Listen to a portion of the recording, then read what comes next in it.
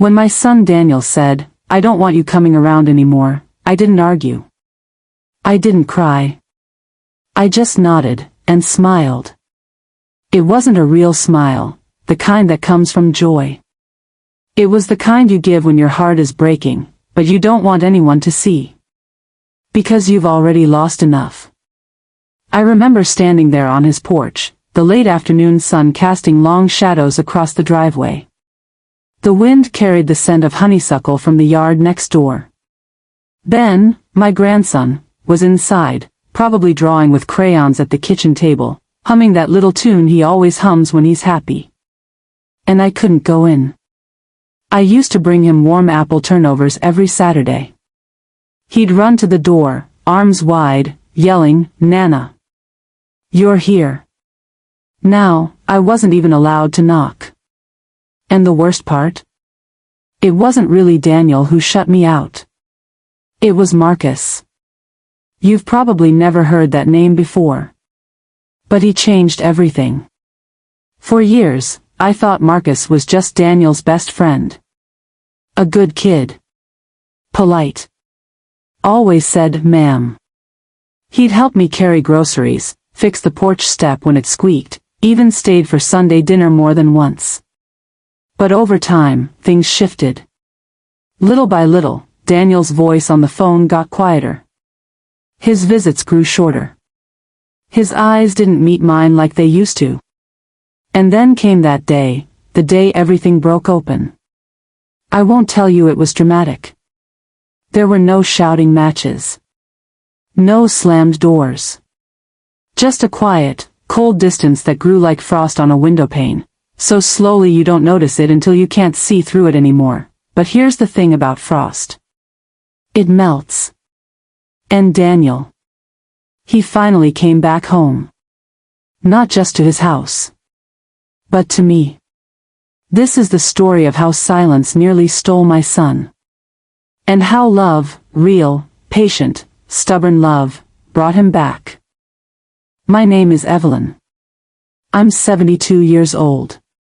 And if you ask me what matters most in this life, I'd say it without hesitating: family. Not the kind you see in picture frames, perfectly posed, all matching sweaters and forced smiles. No. I mean the real kind. The messy, loud, sometimes annoying kind. The kind that shows up when you're sick with fever at 2 a.m., or calls just to hear your voice when you're feeling low. I've known that kind of family. And I've lost it, too.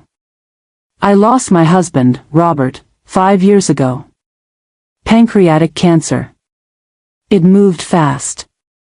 One day he was planting tomatoes in the backyard, whistling that old Sinatra song he loved. 3 months later, he was gone. After that, Daniel became my anchor. He'd call every morning, just to check in. "Morning, Ma," he'd say, voice still thick with sleep. "How'd you sleep?" And Ben, oh, Ben. From the moment he was born, he was light. Big eyes, curious hands, a laugh that sounded like wind chimes on a summer breeze. He'd climb into my lap and ask me to tell him stories about when his daddy was little. I'd tell him about the time Daniel tried to build a treehouse and it collapsed the minute he sat in it. Or how he cried when his goldfish died, and we held a backyard funeral with flower petals and a popsicle stick cross. Those were good days. My house sat just 3 blocks from Daniel's. I could walk there in 10 minutes, if I took my time. I did that often, especially after Robert passed. I'd bring over pies I'd baked. Apple was Daniel's favorite, cherry was Ben's. Or fresh zucchini from my garden. Sometimes, I'd just sit on their porch swing with a cup of tea and watch the birds flit between the oak trees. Daniel's wife, Sarah, was kind to me, always invited me in, always made sure I had a seat at the table. We weren't best friends, but we had respect. And that's enough, sometimes. Things started changing about 3 years ago. That's when Marcus moved back to town. He'd grown up with Daniel, same school, same little league team. They drifted apart in college, but Marcus came back after his mom passed. Daniel welcomed him with open arms. Like a brother, he told me once. And at first, I believed him. Marcus was charming, well-spoken, clean-cut, always dressed neatly, even on weekends. He worked in finance, had a nice car, a tidy apartment downtown. He called me Mrs. Evelyn and always brought a bottle of wine when he came over for dinner. I liked him. Really, I did. But then, little things began to shift. Daniel started canceling our weekly coffee dates. "Oh, Marcus and I are catching a game," he'd say. Or, "We've got plans tonight, Ma." Rain check. At first, I didn't mind. Boys need their friends. I remembered Robert and his buddies, fishing trips, poker nights, long talks on the back deck. But then Ben stopped mentioning me at school. His teacher called one day, concerned. "Ben told the class his Nana doesn't live nearby anymore," she said gently. I was confused. "Of course I do," I replied. "I'm 3 blocks away." But when I asked Daniel about it, he just shrugged. "Kids say all kinds of things, Ma. Don't read into it." Still, it sat heavy in my chest. Then came the birthday party. Ben's 7th birthday. I baked his favorite, cherry pie with a lattice crust. Wrapped a little wooden train I'd painted myself. Walked over early to help set up. But when I knocked, Sarah opened the door, and her face fell. "Evelyn," she said, voice low. "Daniel, he didn't tell you?" "Tell me what?" "We kept it small this year. Just family." I blinked. "I'm family." She looked past me, toward the backyard where laughter floated on the air. "I know. But Daniel thought it'd be better if you didn't come." "Why?" She didn't answer. Just handed me a paper plate with a slice of cake. "For Ben," she whispered. "He'll want to know you thought of him." I stood there on the porch, holding that plate like it was made of glass. Inside, I heard Marcus's laugh, loud, easy. And Daniel's voice, lighter than I'd heard in months. But not once did he come to the door. That was the first time I felt it, a wall. Not between me and Daniel. But between me and everything I loved. And I had no idea how to climb over it. After the birthday, I gave Daniel space. I told myself that was the right thing to do. Maybe he was stressed. Maybe Marcus was going through something. Maybe I was imagining things. But the silence grew longer. Weeks passed without a call. I'd see Daniel's car in the driveway when I walked past, but the curtains would be drawn. Once, I saw Ben through the window, playing with a new toy robot. He looked up, and our eyes met. For a second, I thought he'd wave. But then Sarah gently pulled him away from the glass. My chest ached like I'd been punched. I tried calling Daniel 3 times that week. Each time, he didn't pick up. Each time, I left a message. "Just checking in, sweetheart. Made your favorite pie. Ben's drawing is on my fridge. It's you and him fishing. He says you promised to take him." No replies. Then, one rainy Tuesday, I saw Marcus walking to their house, with a set of keys in his hand. He didn't live there. I knew that. But he let himself in like he owned the place. I stood under my porch awning, watching the rain drip from the eaves, and something inside me twisted. Not jealousy. Not anger. But fear. What if Daniel believed something about me that wasn't true? What if Marcus had told him lies? I couldn't think of a single reason why he would. I'd never been unkind to Marcus. Never gossiped. Never meddled.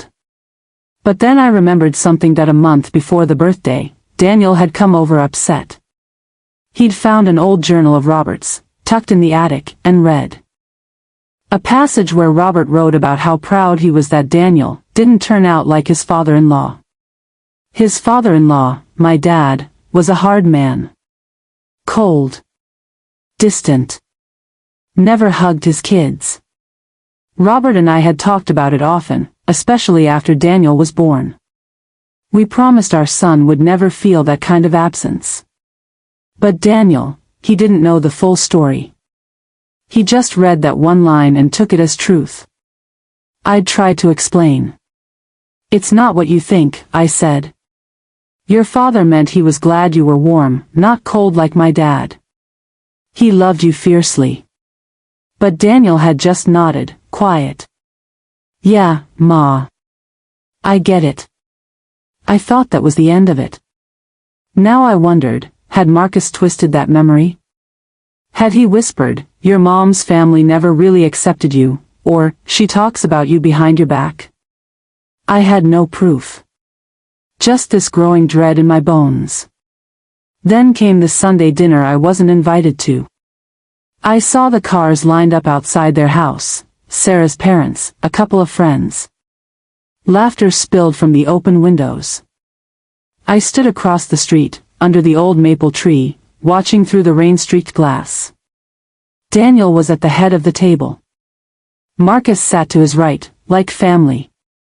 Like he belonged. And where was I? On the sidewalk, holding a warm pumpkin pie I'd baked for no one.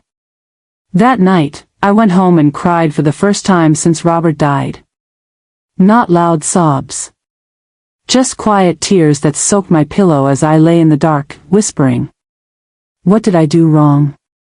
Days blurred together. I stopped baking pies. The garden grew wild, tomatoes split on the vine, zucchini turned into baseball bats. I didn't have the heart to tend to it. Ben started school again in the fall.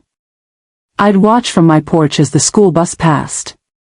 One morning, I saw him press his face to the window, scanning the street. Looking for me. My heart broke all over again. Then, one afternoon, Sarah came to my door. She didn't knock, just stood there, arms crossed, eyes red. I can't do this anymore, Evelyn, she said. I stepped back. Do what? Pretend everything's okay. Daniel won't talk to you, but he won't tell me why. Ben asks for you every night at bedtime. And Marcus, he's always there. Always giving advice. Always protecting Daniel from you. I stared at her. From me? She nodded, voice cracking. He says you're controlling. That you guilt-tripped Daniel. That you never supported his choices. I felt like the ground had dropped out from under me. None of that is true, I whispered. I know, she said. But Daniel believes it. And I don't know how to fix it. She turned to leave, then paused. He misses you, Evelyn. He just won't admit it. After she left, I sat at my kitchen table for a long time. The house was so quiet. Just the ticking of the old clock Robert bought on our honeymoon. I thought about calling Daniel. Confronting Marcus. Writing a letter. But what would I say? I didn't do those things. You're wrong. That wouldn't help. Because the real problem wasn't what Marcus said. It was that Daniel believed it without asking me. Without giving me a chance. And that hurt more than anything. A week later, Ben's school had a grandparents' day. I didn't go. I couldn't bear to see him with someone else in my place. But Sarah sent me a photo. Ben was standing alone by the craft table, holding a card he'd made. At the bottom, in wobbly letters, he'd written, Nana, I saved you a cookie. I framed that photo. Put it on my nightstand. And I made a decision. I wouldn't chase. I wouldn't beg. I wouldn't let bitterness take root in my heart. But I would wait. Because love doesn't demand. It endures. And so I waited. Even when the holidays came and went with no invitation. Even when Christmas morning was silent, except for the hum of the refrigerator. Even when my birthday passed with no call. I baked a pie anyway. Set a place at the table, just in case. And I kept Ben's drawing on the fridge. Right next to the photo of Robert holding him as a baby. Time moved slowly. But I stayed soft. Because somewhere inside me, I still believed. That my son would remember who I really was. That he would come back. I just didn't know how long it would take. The call came on a Tuesday in March. Rain was tapping softly on the roof. I was reading a book, nothing special, just a mystery novel Robert used to like. My phone rang. Unknown number. I almost didn't answer. But something made me pick up. Hello? Silence. Then a shaky breath. Ma? It was Daniel. My heart jumped into my throat. Daniel? Are you okay? I don't know. His voice sounded broken. Not angry. Not cold. Just lost. Where are you? I asked gently. At the park. Near the duck pond. Ben's with me. I'll be right there. I didn't ask questions. I just grabbed my coat and walked. The rain had softened to a mist. The path to the park was slick with wet leaves. I saw them before they saw me, Daniel sitting on a bench, Ben kneeling at the edge of the pond, tossing breadcrumbs to the ducks. Daniel looked older. Tired. His shoulders slumped like they were carrying something heavy. I stopped a few feet away. He looked up. Our eyes met. And for the first time in over a year, he didn't look away. Hi, Ma, he said quietly. Hi, sweetheart. Ben turned, eyes wide. Nana. He ran to me, arms outstretched. I dropped to my knees and held him tight. He smelled like rain and peanut butter sandwiches. I saved you a duck, he whispered in my ear. The littlest one. I smiled through tears. That's my favorite kind. Daniel stood slowly, hands in his pockets. He asked for you, he said. Every day. I know, I said. I missed you both terribly. He nodded, looked down at his shoes. I think I made a mistake. We sat on the bench together, Ben between us, chattering about school and his new crayon set. He swallowed hard. Because Sarah told me you never said a word against him. Not once. He looked at me then, really looked. And I saw the boy I raised. The one who used to crawl into my bed during thunderstorms. The one who cried when I cut his hair too short. I believed him, Ma, he whispered. I chose him over you. And I don't know why. I reached for his hand.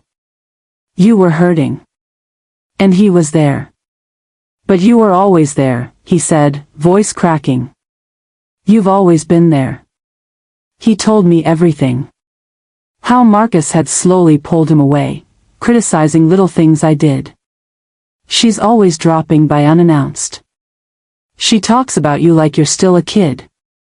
She never lets you make your own decisions. And Daniel, he'd been struggling. Work was hard. He felt like he wasn't a good enough father. Not like Robert had been. Marcus offered certainty. You don't owe her anything, he'd said. You're a grown man. You don't need her approval. And Daniel, he wanted to believe that. Until last week. Sarah found texts on Daniel's phone, Marcus admitting he'd lied about things I'd said. That he'd exaggerated my intrusions. That he'd told Daniel I'd called Ben a handful, when I'd actually said, he's got so much energy, Just like you at that age. Sarah confronted Marcus.